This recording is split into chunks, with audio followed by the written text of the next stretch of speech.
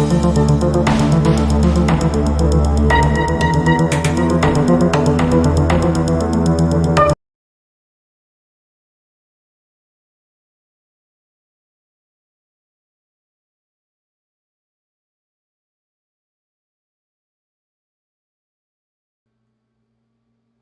ladies and gentlemen, and welcome to Taboo, the show with, I don't know, some attitude kind of issues.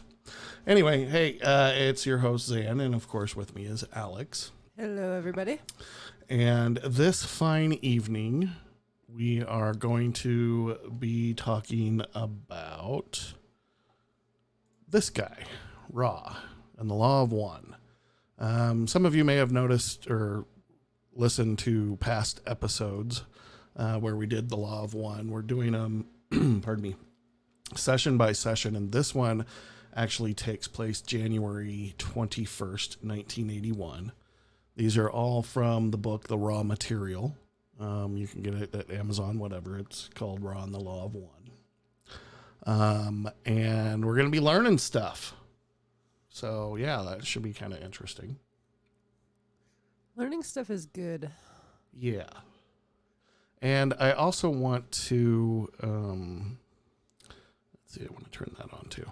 I want to mention too, if you have any questions or anything like that, or you want to talk on the air about anything that you're hearing, join our Discord at taboo.media/Discord.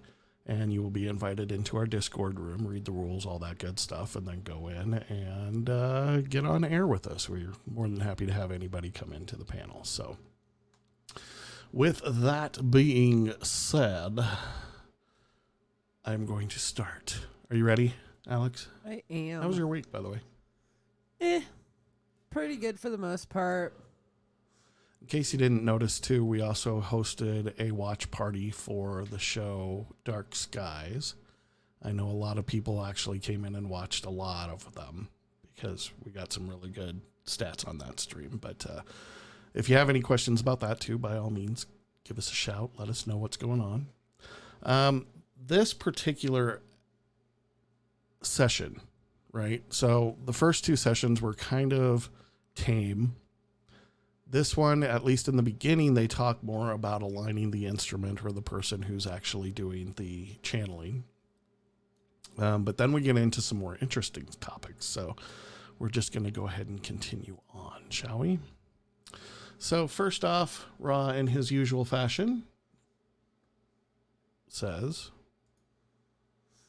I think, again, it's January 21st, 1981. I am Ra. I greet you in the love and the light of the one infinite creator. I communicate with you now. And that's pretty much how he starts off all of his sessions when the instrument is tuned into him, or them, I should say. It's not really a single entity, it's several, but it's a universal consciousness, if you will. I'm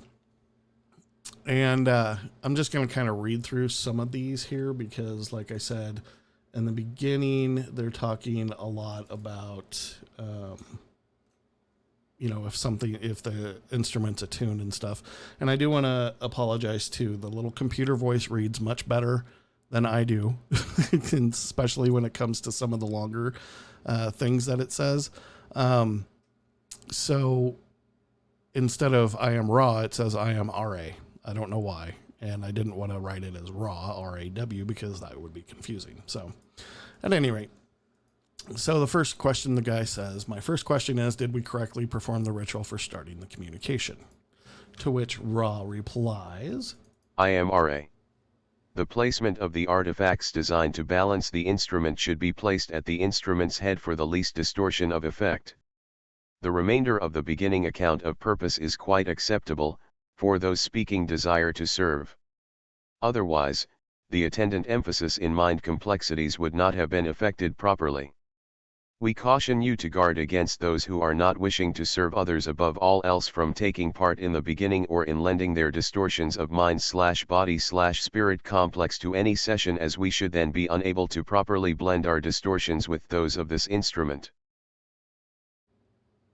Yeah, that's what he says. Did you catch all that? So basically he's saying, yeah, I mean, it can be better. And the rest of these I'm going to kind of breeze through here really quick. So he says, should I move the Bible, candle, and the incense at this time? Ra replies, this would be appropriate. And then he says, after moving stuff, is this the proper position? He says, please correct the angle of the incense so that it's perpendicular to the plane of 20 degrees north by northwest. He moves it around. Is this satisfactory? And Ra kind of is like, dude, really? Would you just use your eye to make the fine correction? We'll explain the process by which this becomes significant distortion balancer. The incense acts as to energize the physical body of this instrument, signifying its humanity. This is therefore necessary that we wafted smoke is perceived from the same relative angle as the instrument perceived the open Bible, balanced by the lighted candle, signifying love, light, and light, love, and therefore give the mental, emotional, shall we call it, distortion complex of this instrument the slight paradise and peace which it seeks. Thus, the energized form, the lower to the higher, the instrument becomes balanced and does not grow fatigued. Whoops.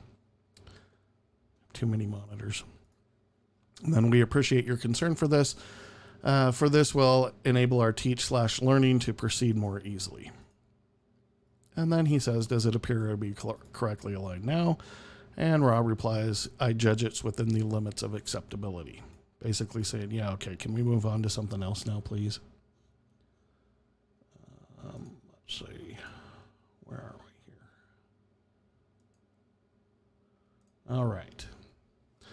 So then the guy finally asks, and if you remember from the last session, at the last session, we had two questions we were saving for this session. One having to do with the possible capstone of the Great Pyramid at Giza, the other heavy blocks. I know these questions are of no importance at all with respect to the law of one, but it is my judgment, which you may correct, that this would provide an easy entry for the reader of the material. Again, remember they're making a book out of these sessions, which is basically what this all comes from. We are very grateful for your contact and will certainly take your suggestions about how we proceed with this. I think it's amusing that he says this would be an easy entry because, yes, while it is respectively technically an easy entry, when I read it the first time, my mind was absolutely blown by the information about the pyramids. Yeah. Yeah. And here's where it gets more interesting. So Ra replies. I think Ra replies. Ra should be replying. I wonder if I made him mad. Huh. All right. Well, Ra's not apparently replying in the computer voice today. Try one other thing. I don't hear it. I don't see it running. Okay.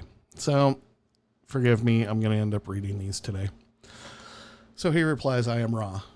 I will not suggest the proper series of questions. This is your prerogative as a free agent of the law of one, having learned/understood that our social memory complex cannot effectually discern the distortions of your social or societal mind-body-spirit complex of your peoples.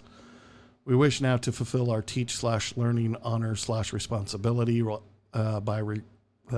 by answering what is asked. This will only suffice, for we cannot plumb the depths of the distortion complexes which infect your peoples, basically your brains. I like the word infect there. Yeah. The first question, therefore, is the capstone. I iterate the unimportance of this type of data. The so-called Great Pyramid had two capstones. One was of our design and was smaller and carefully contrived pieces of this material upon the planet which you call granite. This was contrived for the crystalline properties and for the proper flow of your atmosphere via a type of what you would call chimney. At a time when we as a people had left your density, the original was taken away and a more precious one was substituted. It consisted in part of a golden material. This did not change the properties of the pyramid, as you call it, at all, and was a distortion due to the desire of a few to mandate the use of the structure as royal palace only. So basically, there was an original capstone, which was made of granite. And then when the people of Ra left our density, which we get into later, it was substituted for one which had more gold in it, basically.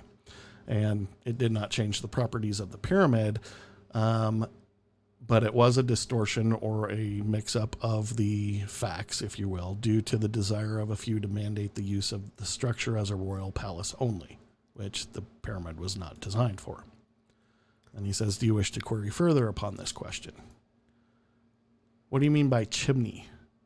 What was its specific purpose?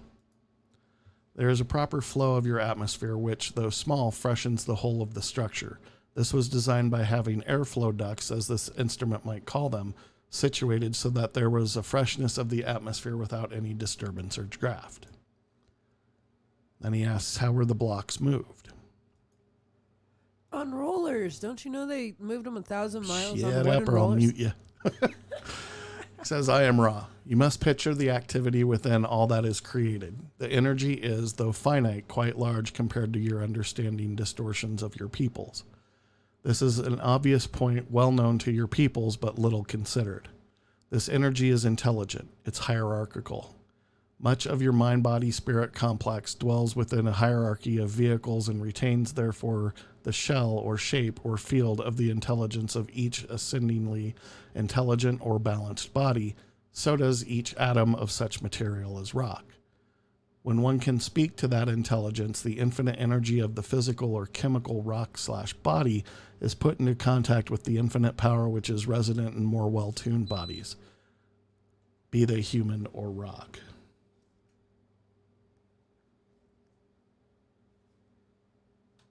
And he goes on. With this connection made, a request may be given. Dang it. Sorry.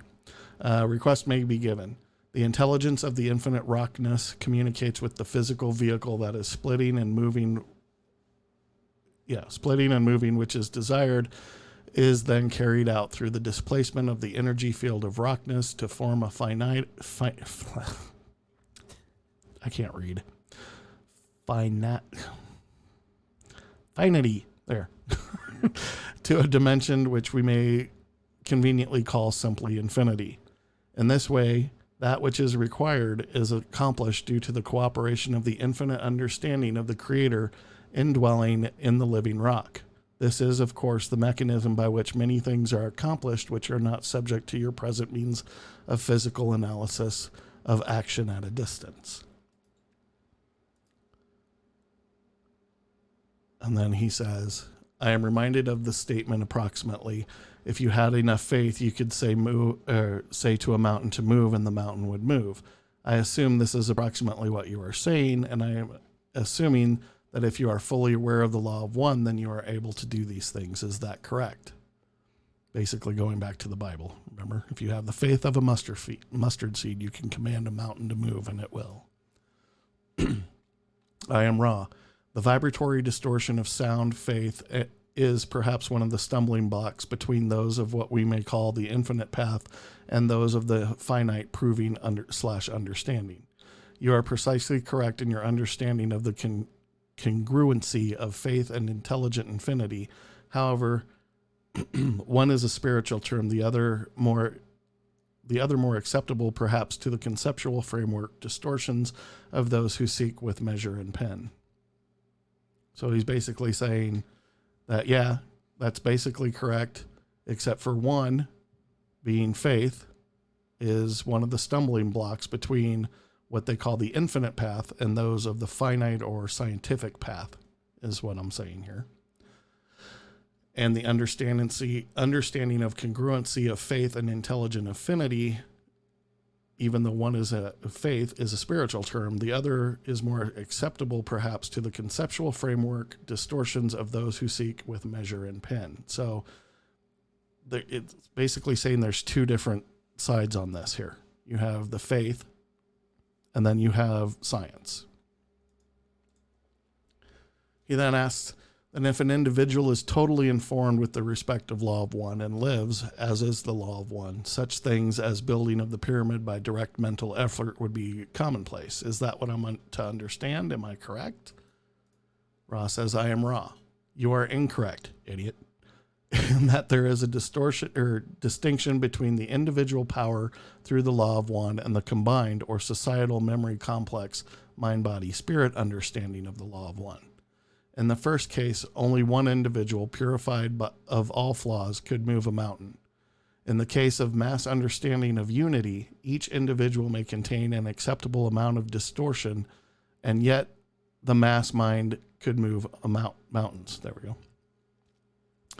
The progress is normally from the understanding which you now seek to a dimension of understanding which is governed by the laws of love and which seeks the laws of light. Those who are vibrating within the law of light seek the law of one. Those who vibrate within the law of one seek the law of foreverness. We cannot say what is beyond this distortion, this disillusion of the unified self with all that there is, for we still seek to become all that there is, and still we are Ra. Thus our paths go onward. So he's basically saying two things here, right? He's saying, number one, no, that's not correct in his question.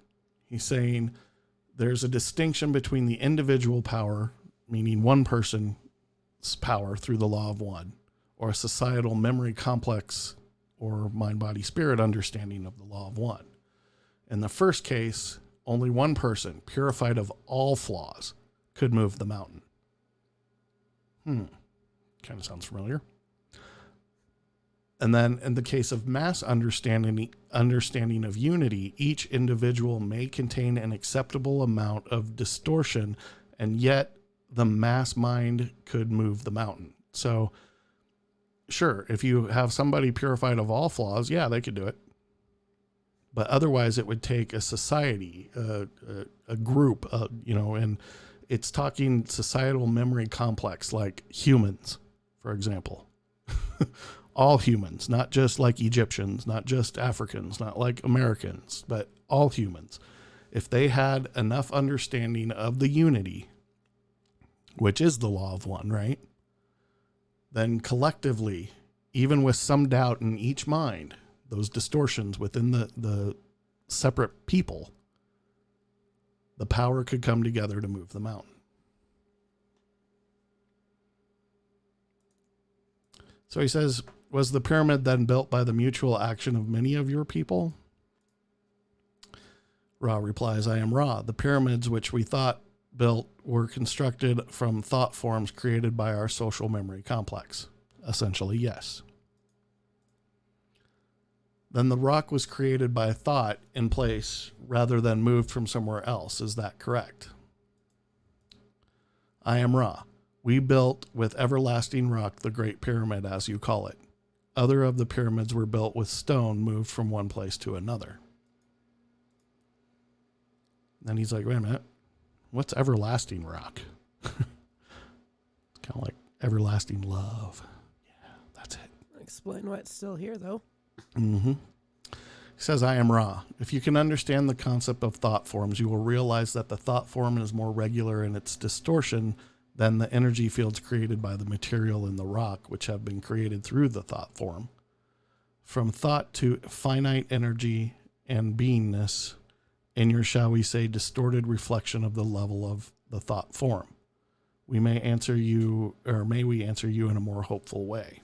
So essentially he's saying here, if you can understand the concept of thought forms, meaning creating something from sheer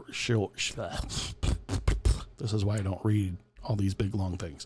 Sheer thought, right?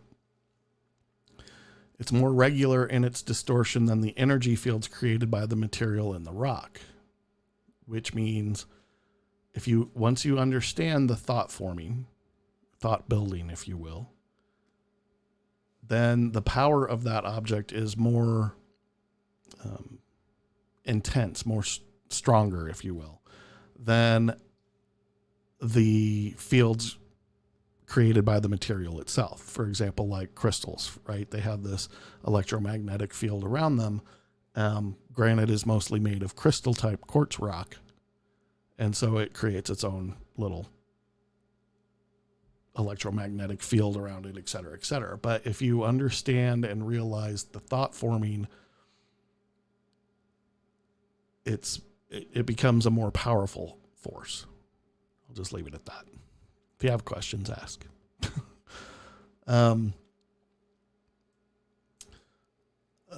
Which has been created thought form from thought to finite energy, being thought to physical manifestation, if you will, and beingness in your, shall we say, distorted reflection of the level of the thought form, which our distorted level of reflection of the thought form is a big pyramid, triangles, bunch of triangles put together. Make sense? Then he goes on. This is slightly trivial, but I was wondering why, in the case the pyramid was made of many blocks rather than the whole thing being created at once. That's actually a good question. Is it now? Because Ra replies, I am Ra, fuck you. No. He says, I am Ra. There is a law which we believe to be one of more significant primal distortions of the law of one.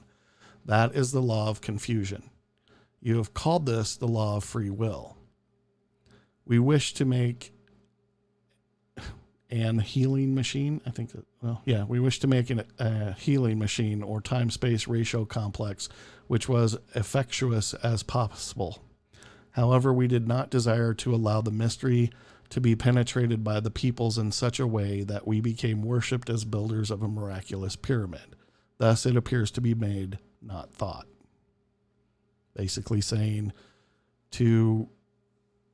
they made it as a healing mode, right?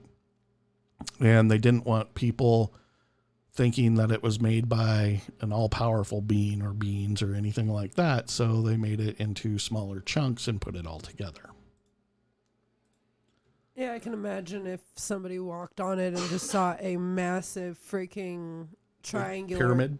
Yeah, structure that's one whole piece. They'd be like, what the actual fuck? Yeah, well, that'd be interesting too. But then they didn't want that because then that would make people worship them, and that isn't part of the law of one. So he then asks, well, then you speak of the pyramid, especially the Great Pyramid, I assume as primarily a healing machine, and also spoke of it as a device for initiation. Are these the one and the same concepts? He replies, I am Ra. There is a law which we believe to be one of more... Oops, I think that's the last one. I think I missed one somewhere. Because that was the exact same answer, wasn't it? Oh, spirit made. Yeah, it is. Okay. So he asked, does the shape of the pyramid itself, is that a key function in the initiation process? I think these are mixed up a little bit. He says, this is a large question. We feel that we shall begin to ask you to reevaluate and ask further at a later session. This somewhat, shall we say, informative point. To begin, there are two main functions of the pyramid in relation to the initiatory process. One has to do with the body. Before the body can be initiated, the mind must be initiated. This is the point at which most adepts of your present cycle find their mind-body-spirit complexes distorted from. When the character and personality, that is the true identity of the mind, has been discovered, the body then must be known in each and every way. Thus, the various functions of the body need understanding and control with detachment. The first use of the pyramid, then, is the going down into the pyramid for purpose of deprivation of sensory input, so that the body may, in a sense, be dead to another life begin. We advise at this time any necessary questions and fairly rapid ending of this session. Have you any query at this time space? So basically the instrument lady is getting tired, and he says the only question is there anything that we have done wrong or anything that we could do to make the instrument more comfortable?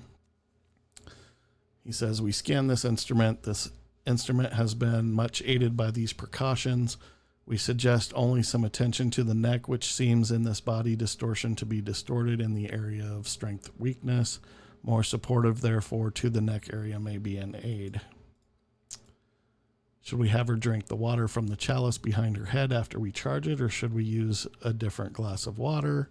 He says that and only that chalice shall be most beneficial, as the virgin material living in the chalice accepts, retains, and responds to the love vibration activated by your beingness.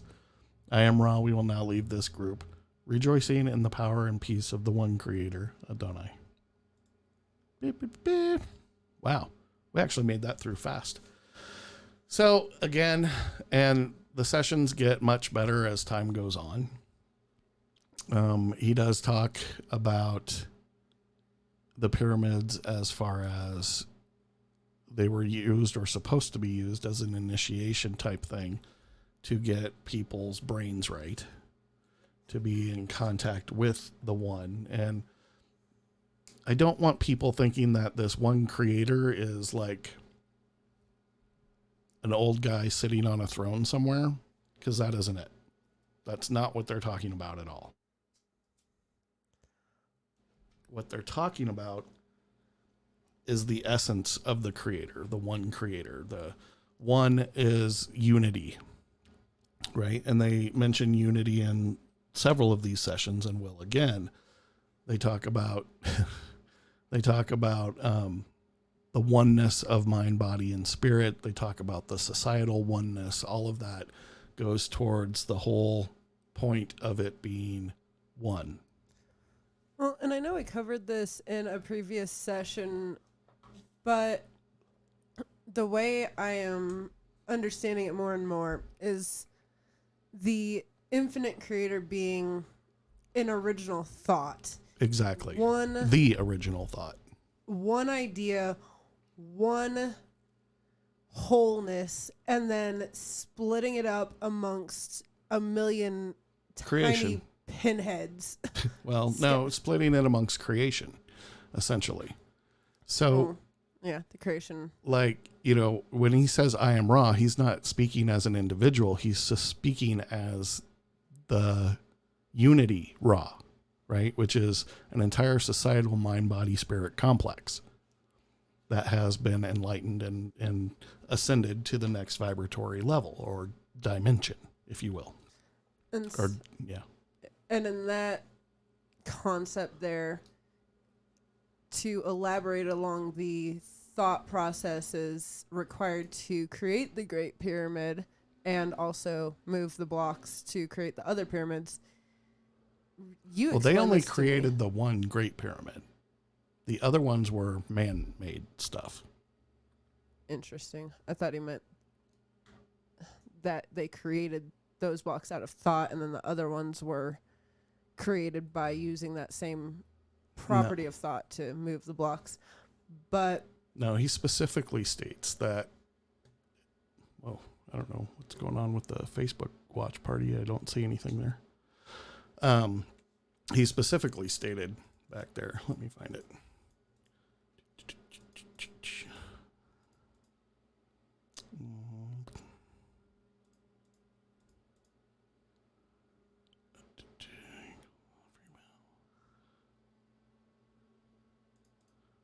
Before that or after that?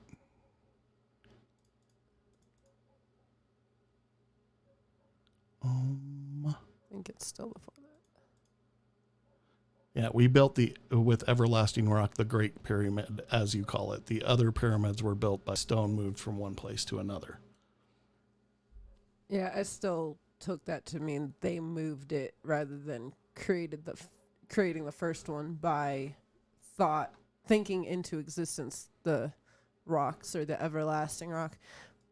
Yeah. But even still, acknowledging that you, the person next to you, the person halfway across the world from you, are all part of the same energy. The rock under your feet is the same energy as you. Then you can say, oh, I am that rock. I am that wall. And yeah, we covered that in another one too. Yeah, able to manipulate it in whatever kind of way you want. And was playing around with this a lot more, but you had taught me that if you believe that you are able to do something or that something will not hurt you, it won't. And it's been rather fun playing around with my lighter and just like holding my hand in the flame, so that's kind of fun. Or That was highly random, but okay. It's energy. Well, and that's the other thing that they touch on too, is that all energy has consciousness. All energy is part of thought. All energy, and I've mentioned this, I don't know if I've done it on this program or not, but when you get into a mental state or of relaxation, and by that I mean you're meditating and you get into that completely calm, quiet place, right? And you're just focused on your breathing and everything goes away. There's no thought there, nothing there at all. All of a sudden, boom, there's some sort of thought. And it may be something that you were working on before. But in most cases, when you get into that meditative state where you're that at one with yourself and the universe, and you're just peaceful and being peaceful, there's a thought that will always come to your head. And in my experience, it's one that it comes to me and I'm like, where the fuck that come from? It's like, what? That's me all the time. What about fish and what? That's me all the time. That might explain why I have so much random crap coming out all the time. Well, that could be. El Futuro says a hive mind. He is absolutely correct with that. It is a hive mind. Yeah, no, because extent. hives are hierarchical. If you are truly ascended, you are part of one, of everything. You're not a queen. There's not a queen. There's not workers. There's not, that's a hive mind. But one that truly exists in all things is just a mind, a single mind, if you will. Part of thought. Whereas a hive mind, I think the easiest way to think of a hive mind is like the Borg, right? Or an ant. Borg is sci-fi, so I'm going to use that. The Borg have one particular queen, if you will, and everybody else is worker drones. And so, the queen gives that thought of, hey, we need to conquer this planet, and then the workers all do the rest. They fight and all that other good stuff. That's a hive mind. But ascended mind is not part of a hive, but part of everything, or part of all. A social memory complex. Does that make sense? Yes. Looks like a pigeon on steroids. Yeah, that's the god Ra. The one I think they misinterpreted. There. Well, and again, whatever. It's those distortions, you look past the physical, right? I mean, it could be a blob of ooze or something like that. It's the same basic concept. Humans are very visual. We like pleasing aesthetic visualizations. So a lot of ancient stuff that happened was done in pictograms, right? If they saw it, they tried to draw it in some way or another. I'm doing that again with emojis, but that's another story. Yeah, not so much. I mean, somebody sends me the eggplant, a sploshy, whatever, spit kind of emoji, and I don't know, something else. I'm thinking dinner. I'm thinking eggplant and sauce. What? I don't understand. So, yeah, I mean, you could say that we're going back to pictograms because, a picture is worth 1,000 words, and it's easier to, hey, check this out, as a picture than it is anything else. But again, you need to look past the physical, or in this case, the visual, to really connect with the oneness that is all that Ra is a part of. And Ra has stated in previous sessions, if you ever watch those, that it is, like I said, an entire social memory complex of this group that have ascended. But I do like how it even states, goddamn hiccups, that it is not complete. it is not everything yet. And so they are working on the finite versus the infinite, knowing that they are still part of the finite, trying to achieve infinites. And I also think it's kind of interesting, another non sequitur here, but not entirely, that in Egyptian, what's the word? Worship, will go with that. The Ra was the god of their sun. It was their sun god. And I think that had been seriously mistranslated over the years, because the sun is what gives us light. It is our light source. And how are we to know or not know whether the sun god of the Egyptian worship wasn't actually their god of light, due to the fact that, at least in the Law of One, Ra is teaching love and light, and that over the millennia since the Egyptian kingdoms have crumbled, that it wasn't mistranslated. It turned from light. Oh, well, the sun gives us light. They must have been the sun god. Well, and that's the problem with pictographs, right? You don't have the words there necessary. Now, even though they found the stone that showed the 4 different languages that were generally around at that time, and so we're able to translate some of it, it still doesn't mean that their translations were correct. Like, Ra was the sun god, or was he the god of light, or was he, what exactly? But was an instructor of light. So yeah, it's one of those things where there's, Ra in this form alludes to that as these were distortions, right? They tried to give it again to Akhenaten. Akhenaten said, okay, there is only Aten, the sun god. But again, if sun and light are interposed, you see what I'm saying? And who's to say God and instructor weren't interposed for that matter? It could have been the instructor of light. Yeah. He brought the light to us. The deity of Yeah. is basically what they translate to, or, doesn't necessarily mean they were gods, but Akhenaten's, tried to change the empire at the time from a multi-theistic to a monotheistic society. And like, Ra said, it was given lip service. Great, fine, whatever. But that was about it. And then they killed the poor guy. Yeah. Well, you never know. You just never know. So yeah, that's this episode. That's all I got. And I rushed to get that. So, what are you going to do? Yeah, I came into tonight without a topic in mind. So, and then you had suggested, hey, why don't we do the next session of Law 1? And I'm like, well, we haven't done that for a while. That sounds good. Let's do that. And I put it together in 20 minutes? If that. So it's easy enough.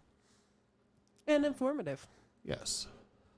So I think it's after session 5. So we got another session where they're still trying to fine tune, but after that, it's all questions and answers, and they get pretty in depth with things. So I'm looking forward to doing more of those in the future.